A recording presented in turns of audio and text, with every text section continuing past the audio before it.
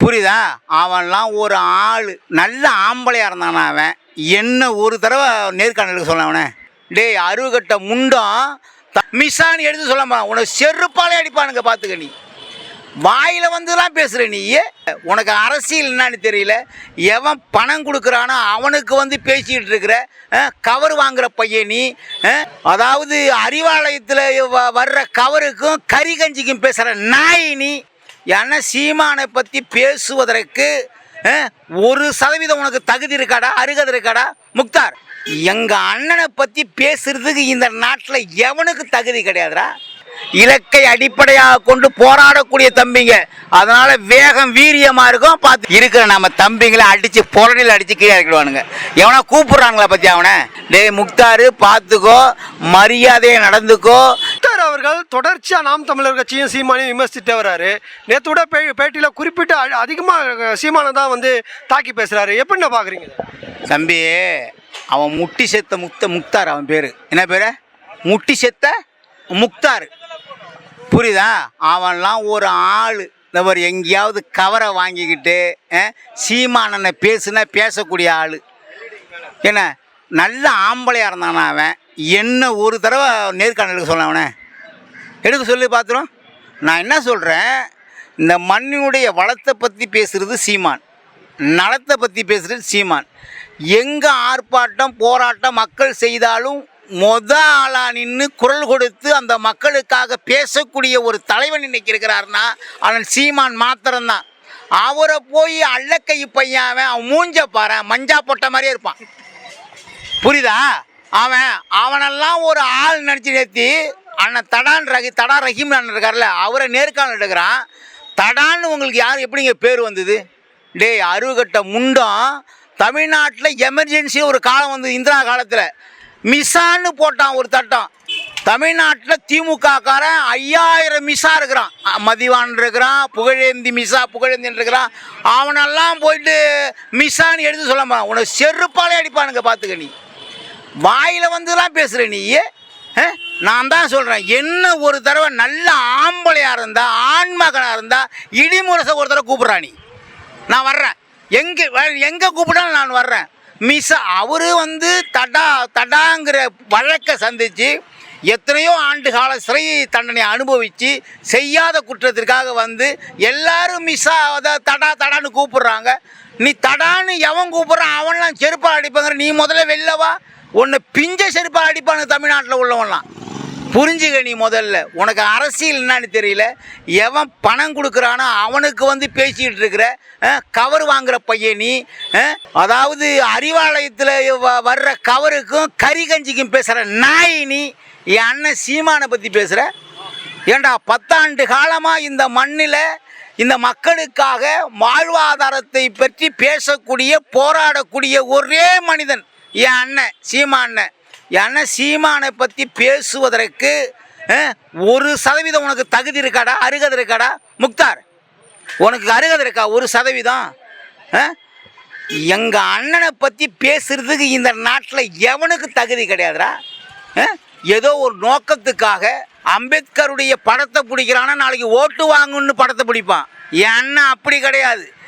எந்த மேடையில் ஏறினாலும் எங்கே பேசினாலும் அம்பேத்கரை பற்றி பேசாத நாட்கள் இருக்காது. எத்தனை காணொலி நான் காட்டுறேன், எத்தனை லட்சக்கணக்கான காணொலி அண்ணன் பேசிய காணொலி இருக்கிற அரசியல் தலைவர் எவனாவது பேசியிருக்கானா? ஏன் மேடை போட்டால் பேசுவான். அதில் எங்கள் அண்ணன் திருமாவளவன் பேசுவார். ஏன்னா பாக்கி பேர் பேசியிருக்கான்னு சொல்லு பார்ப்போனே. ஓவரால் இன்னைக்கு நாட்டில் என்ன இருக்கிற அதாவது கேரளாவில் இருக்கிற கழிவுகளை, கேரளத்தில் இருக்கிற அந்த சிரஞ்சி மருந்து எல்லாத்தையும் கொண்டு வந்து எங்களுடைய தமிழ்நாட்டு எல்லையில் கேரளத்துக்காரன் கொட்டுறான். அதை பற்றி என்னைக்காவது ஒரு நாள் பேசியிருப்பாடா நீ? சொல்லு, என்னைக்காவது ஒரு பேசியிருப்பியா அதை பற்றி? இங்கே பரந்தூர் விமான நிலையத்தில் எங்கள் மக்களுடைய வாழ்வாதாரத்தை அழிக்கிற அளவுக்கு நிலத்தெடுக்கிறான். 5000 ஏக்கருங்கிறான். 30 விவசாயம் பண்ணுற நிலம் அந்தலாம் இன்னைக்கு அந்த நாட்டு மக்கள், அந்த ஊர் மக்கள் போராடிக்கிட்டு இருக்கிறாங்க. அதை பற்றி ஏதாவது பேசியிருப்பியாடா? சிப்காட்டுங்கிற பேரில் 5000 ஏக்கர் 4000 ஏக்கர் 3000 ஏக்கர்னு சொல்லி இந்த அரசு எடுத்து கொடுத்து இருக்கிற குப்பை மேடாக தமிழ்நாட்டை மாற்றி கொண்டிருக்கிறது. எங்கு பார்த்தாலும் குப்பை மேடு, எல்லாம் பிளாஸ்டிக்கு, நெகிழி, டப்பா எல்லாம். இதை பற்றி என்னைக்காவது உன்னுடைய நீ நடத்துகிற சேனலில் என்னைக்காவது பேசியிருக்கடா முண்டம்? அருகட்ட பையா, இனிமே நீ பேசுன நான் சொல்லிட்டேன். ஒரே உனக்கு கடைசியாக எச்சரிக்கை, உனக்கு உண்மையிலேயே ஆண்மை இருந்துன்னா என்னை கூப்பிடு, நேராக கூப்பிடு, நான் வர்றேன். நீ ரஹீம் அண்ணனை பற்றி பேசுனது தான் எனக்கு வருத்தமாக இருக்கு. அவர் பாவம், ஏன்னா அவர் நீ பேசுறதுக்கெல்லாம் சிரிக்கிறார். அவர் நான் வச்சுக்கேன் ரணகலமாக இருக்காங்க. பார்த்துக்க, நீ உஷாரா பேசு, யாரை பற்றியாலும் பேசு.